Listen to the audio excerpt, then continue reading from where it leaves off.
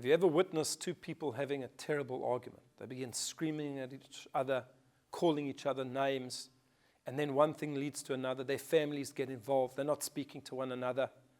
And they come perhaps to a rabbi, perhaps to a friend, and they say, we've got to work out this situation. I've got to go to this person. I've got to tell them what they've done wrong. They really deserve to be told off. How dare they speak to me in such a way? And in fact, from a certain point of view, what they're saying is correct. The Torah tells us, you are to rebuke your fellow. This is one of the mitzvot of the Torah. If somebody has wronged you or hurt you, you have to go to them and you have to scold them. However, it's a mitzvah that many, many people get entirely wrong. The Talmud tells us that there were 3 rabbis discussing this topic. And one of the rabbis turned around and he said, I'm not 100% sure whether there's anybody alive in this generation who knows how to give rebuke. Another rabbi said, I don't think there's anybody alive in this generation who knows how to accept rebuke. And a third rabbi says, I don't know if there's anybody in this generation who knows the manner in which rebuke should be given. Now, what did these 3 rabbis mean exactly? Well, the first one was saying as follows. I don't know if there's anybody who can give rebuke. Now, that's speaking about the person giving it over. And what he meant was, in order to give rebuke, you yourself have to be beyond reproach. Your behavior has to be sterling. How can you rebuke another person for bad behavior when your behavior is not that much better?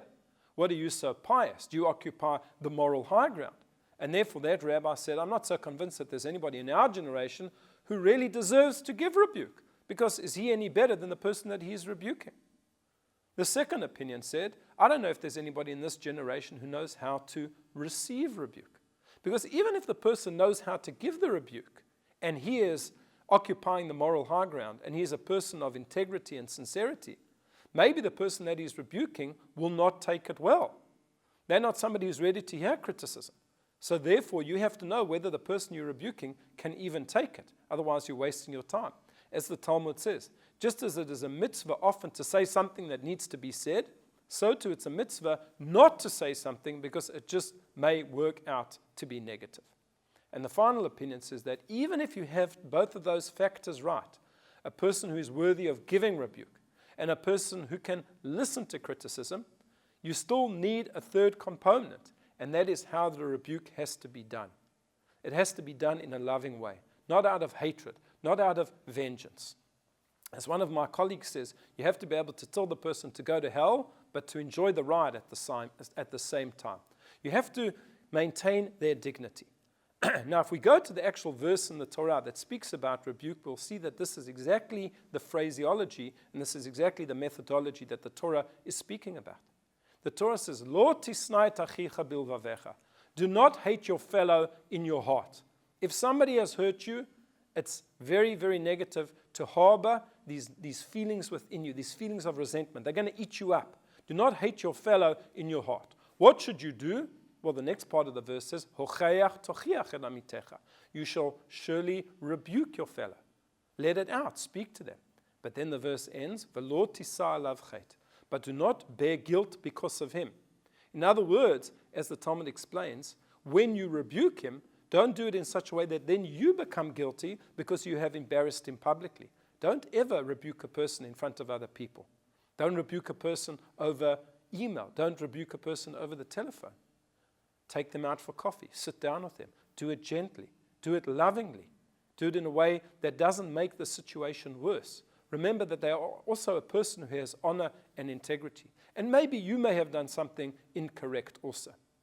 And we see that this is a lesson that we learn from the Torah, and in particular from Moshe Rabbeinu. In this week's parashah, we begin the book of Devarim, Deuteronomy, which is in fact one long sermon by Moshe before he passes away on the 7th of Adar. And in this sermon, there is a great deal of rebuke. But look how beautifully Moshe does it. Right at the beginning of the book of Devarim, it says that Moshe spoke to the Jewish people. They were in Arvot Moab, in the plains of Moab, and he rebuked them in this place and that place and this place and that place. And as Rashi points out, if they were in the plains of Moab, that's where they were. He couldn't have rebuked them in all of those other places. All of those other places, explains Rashi, are in fact just code words for the sins that they did in those places. And the Torah conceals it. We think of it as just a place name. But the way that Moshe gave it over to them is that he was rebuking them for the wrong that they did, but he was doing it in such a way that it preserved their dignity and their honor. Yes, you've done something wrong. Yes, I have a mitzvah, especially as a leader, to rebuke you and to tell you off, but I have to do it in such a way that preserves your integrity.